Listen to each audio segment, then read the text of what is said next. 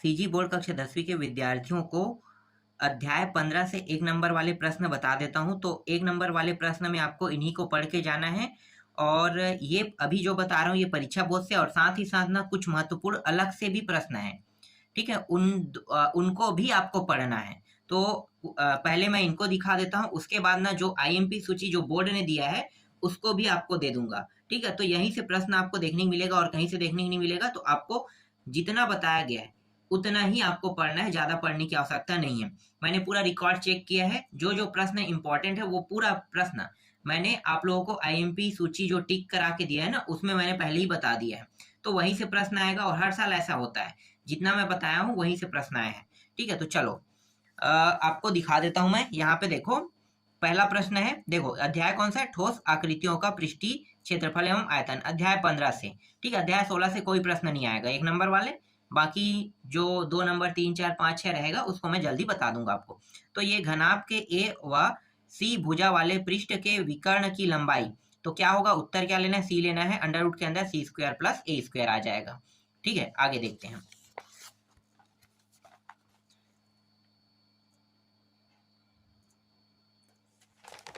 देखो दूसरा प्रश्न है, इसे थोड़ा सा बड़ा कर लेते हैं, ठीक है, जूम कर लिए।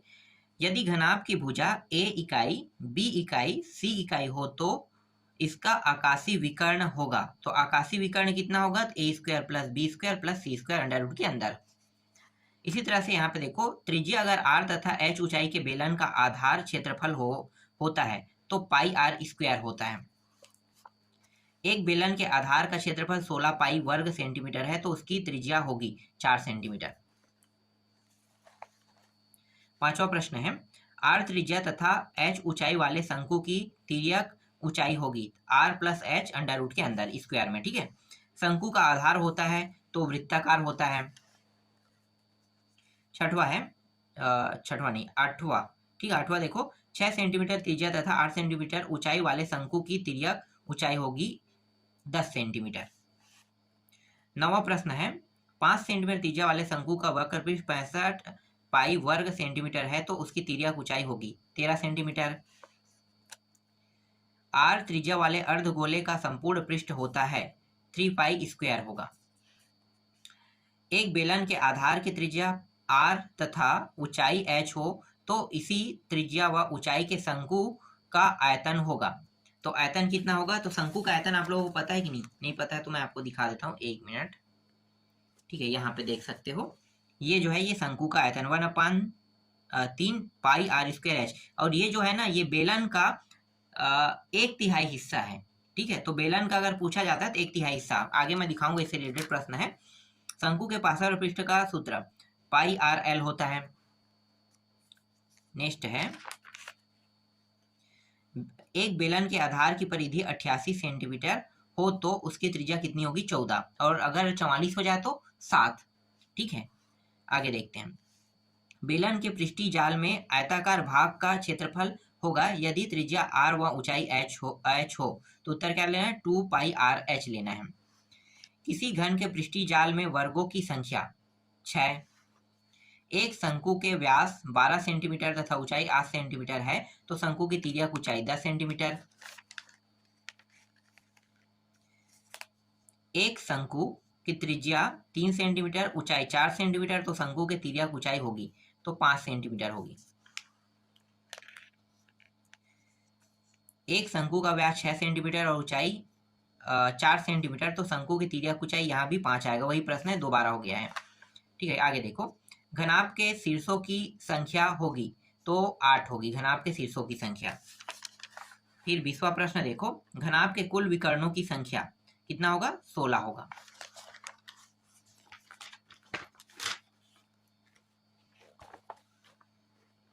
इसके बाद देखो, घनाभ में कोरों की संख्या 12, ठीक है। आगे दिखाता हूं अब मैं आप लोगों को।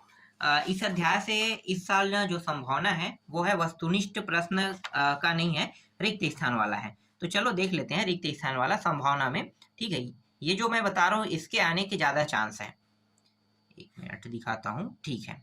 देखो यहाँ पे है, बेलन का आयतन किसके बराबर होता है, शंकु के अगर बराबर होना है तो उसे क्या लेना है यहाँ पे, 1/3, ठीक है। 1/3 यहाँ पे खाली स्थान में आ गया, गुणित शंकु का आयतन इस तरह से दिया रहेगा। तो क्या लेना है, 1/3 लेना है, क्योंकि बेलन का आयतन जो होता है वो शंकु के आयतन की कितना होता है, मतलब बेलन के आयतन से शंकु का आयतन 1/3 होता है। चौथा देखो, यदि शंकु के आधार की त्रिज्या 7 सेंटीमीटर हो तब शंकु के आधार की परिधि कितनी होगी, 7 होगा तो 44 होता है, और अगर 14 हो जाए तो 88 ना। तो ये दिमाग लगाना है आपको, तो 7 है इसका मतलब 44 सेंटीमीटर होगा। 14 सेंटीमीटर व्यास वाले अर्धगोले की त्रिज्या कितनी होगी, 7 सेंटीमीटर। व्यास 14 है मतलब आधा करो कितना होगा, 7 ही तो होगा ना। शंकु के आधार का क्षेत्रफल पाई आर कोष्टक के अंदर ये एच भी होता है ना, एल ना होके एच भी लिख सकते हो, एच प्लस आर के क्षेत्रफल के बराबर होता है। इस तरह से आपको उसका उत्तर लेना है, ठीक है। तो यहाँ पे खाली स्थान में ये आ गया।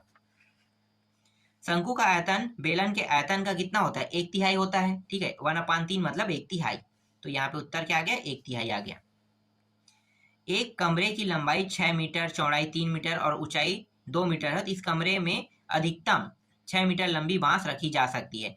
फिलहाल अभी तक हमने विकर्ण तो नहीं निकाला है, तो अगर हम विकर्ण निकाल लेते हैं तो 6 से बड़ा रखा जाएगा। तो लेकिन उत्तर में भी मैं क्या बता रहा हूँ, 6 ही बता रहा हूँ, ठीक है।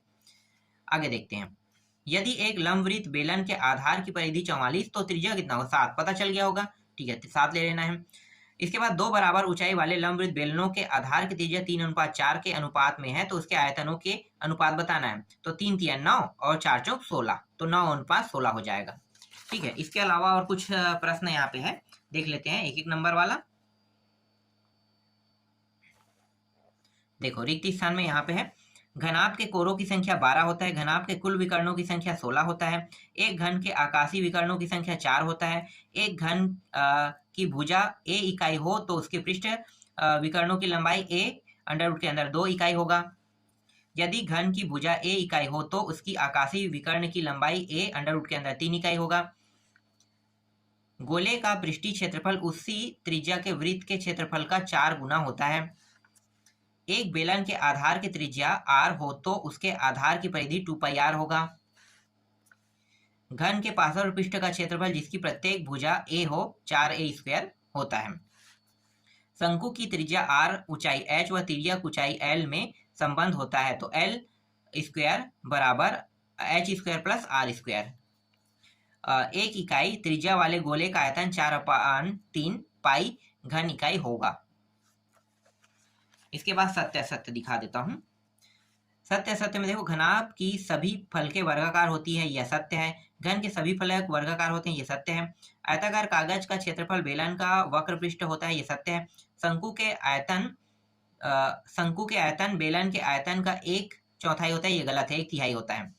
बेलन के संपूर्ण पृष्ठ का क्षेत्रफल 2πrh, ये गलत है, ठीक है, ये स्क्वायर में होता है। चलो देखते हैं। इसके बाद है अर्धगोले का आयतन बराबर 3πr² होता है, तो ये असत्य है।